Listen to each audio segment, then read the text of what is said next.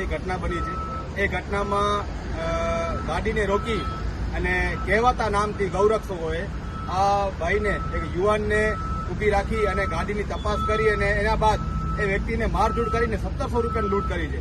તો વિચાર કરી શકો છો એ લોકો જે છે પહેલાના સમયમાં જેમ લૂંટારૂ હતા તેમ હવે આ જે ખોટા ગૌરક્ષકો બની અને લૂંટ કરી રહ્યા છે. તો ક્યાં ને ક્યાં પોલીસ તંત્ર અને વહીવટી તંત્રને અપીલ કરીએ છીએ કે આ જે ખોટા જે નામ લઈ કે ગૌરક્ષકોનું નામ લઈ અને જેવી રીતના જે અત્યાચાર કરી રહ્યા છે તેના ઉપર રોક લગાવવામાં આવે. ખરેખર આ જે ઘટના છે એને ખરેખર શબ્દોમાં વખોડીએ છીએ અને આ જે થઈ છે ઘટના એના ઉપર સ્પષ્ટ તપાસ કરી અને આ જે આરોપીઓ છે એના ઉપર કડક કાર્યવાહી કરવા અમે માંગ કરી છે સાહેબને. અત્યારે લેખિત રજૂઆત કરી છે.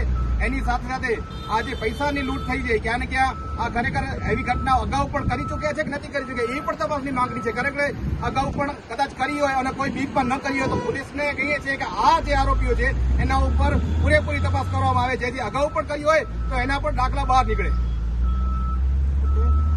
આજરોજ સદર પોલીસ સ્ટેશનની હદમાં આવતા લહેર અને કુટપાની વચ્ચે એક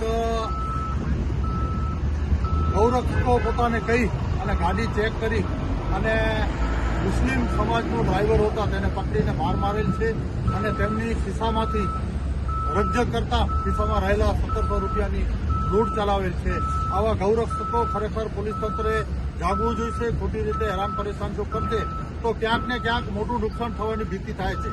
માટે આવા ગૌરક્ષકોને ડામવાની ખાસ જરૂર છે. પોતાને ગૌરક્ષક સમજતા હોય અને પોલીસ સતત પેટ્રોલિંગ કરતી હોય તો શું તે ન પકડી શકે?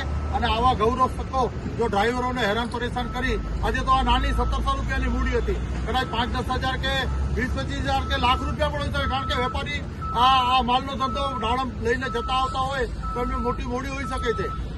તો એવું તો નથી કે ગૌરક્ષકના નામે લૂંટ ચલાવવાનો ધંધો પણ ચાલુ થઈ રહ્યો છે. માટે અમે પોલીસ તંત્રને વિનંતી કરીએ છીએ આપના માધ્યમ દ્વારા કે આવા કિસ્સાઓને કડક શબ્દોમાં અટકાવશે તો જ ક્યાંક ને ક્યાંક બ્રેક આવશે. માટે વિનંતી છે કે વહેલી તકે આવા ગૌરક્ષકોને સબક શીખવવાની જરૂર છે.